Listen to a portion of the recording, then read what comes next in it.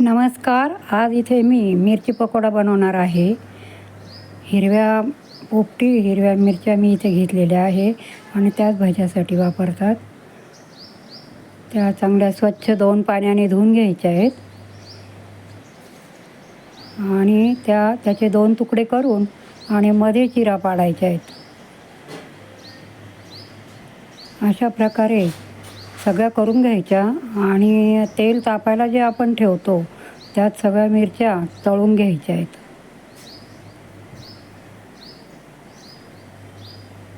तळलेल्या मिरच्यांचे भजे खूप छान लागतात आणि हे खाल्ले जातात. अजिबात तिखट लागत नाही. घरात पुष्कळ केले तरी ते पुरत नाही. सगळेच जण घरातले खातात. खूप छान होतात. आता ह्या तळलेल्या मिरच्या आपल्याला काढून घ्यायच्या आहे.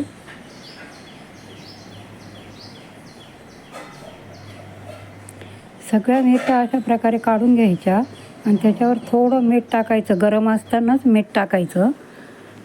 इथे डाळीचं पीठ घेतलं आहे मी. त्यात मीठ आणि थोडा ओवा टाकायचा आहे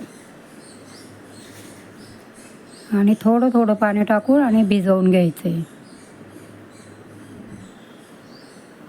एकदम पाणी टाकायचं नाही आहे, थोडं थोडं टाकायचं आणि भिजवलेल्या पिठात सगळ्या अशा मिरच्या एक एक एक एक टाकायच्या. तेल तापलेलंच आहे, त्यातच ह्या मिरच्या पिठात घोळून आणि टाकायच्या. फार सुंदर होतात ह्या मिरच्या. चवीला तर खूपच छान लागतात.